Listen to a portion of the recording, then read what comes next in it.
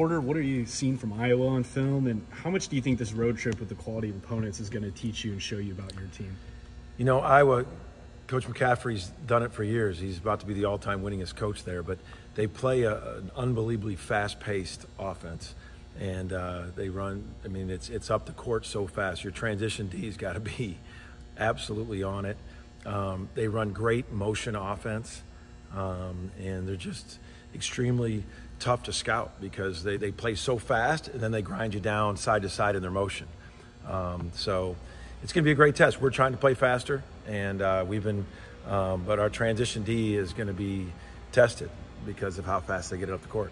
Porter, I know you guys would rather play at home, but, you know, for a road trip like this, Thanksgiving, you know, playing some teams away from home, how big are these trips maybe for team chemistry, things like that? They're great. That's why we did 2 high-level scrimmages in other cities, for that reason. And, you know, wherever you play, I've said it for years, like it's a big Majerus thing. It's not whether you're home or the way. You got to play the right way. And for us, it's great. This tournament's going to be a great tournament, 4 really good teams. So I know our guys are excited. We're excited that we're going there 4-0. We're excited that it's opportunities to play high-level teams. How difficult is it to get into these multi-team events, and how important is it to try to get into them? Well, I think there's a lot of them right now. Like so there are good ones, and they're really important. I think that you get two quality games on a neutral court, and doesn't hurt that it's in San Diego. That's going to be a great location, and but our guys are really looking forward to competing. I can't say it enough. These practices, you can just see the guys edge the excitement to play. You know, you've accomplished so much in your first 4 games, and you got to know your team a little bit. And on paper, this is a step up in competition.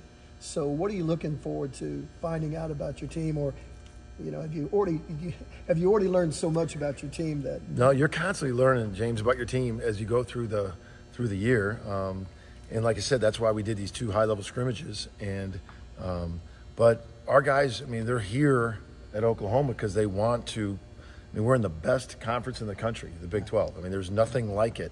The last couple of years, our non-conference, we've had the number 2 and the number 7 hardest schedule in the country. So this is why they're here. They know we're going to play these type of games, and this is where, you know, you got to continue to get better. And I want to see when you ask me what I'm looking for. Every one of these games we played so far, we've tried to get better, and that's what we hope to do against Iowa.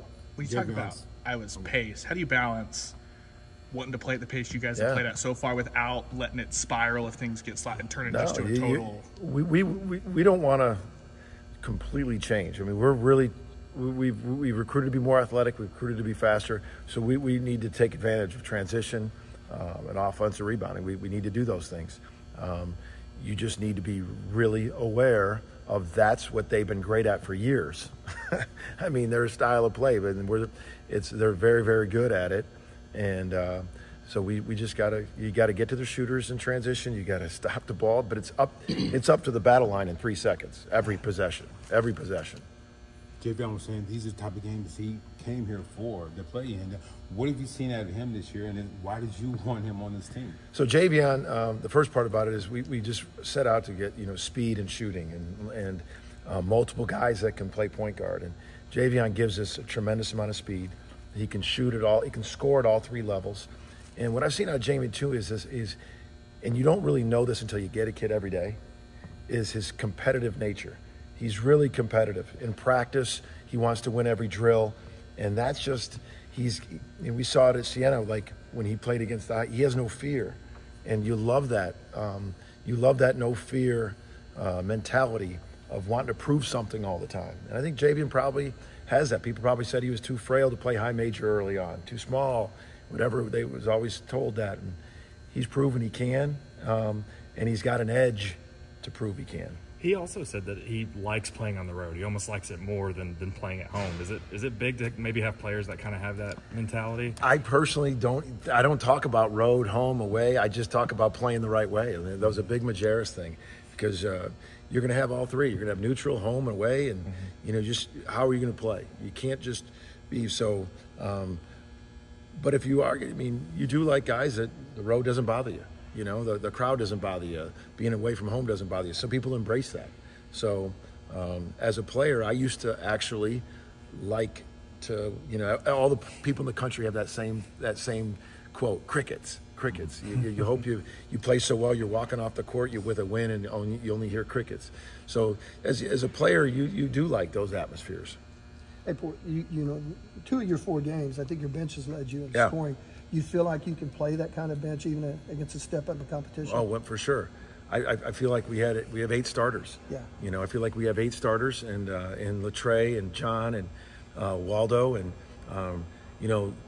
Luke. I've got a lot of confidence in Luke and Caden to be in there, and Mox is right there. So I got a lot of confidence in a lot of guys. I know last game we got kind of hard for Luke because all they really were doing were spacing and the ISO driving so hard. But this is a tournament Luke can play in. But the depth that we have to know that you got guys off the bench that can put the ball in the hole too. And I think we come in with, Latre and Waldo arguably are 2 of our better defenders.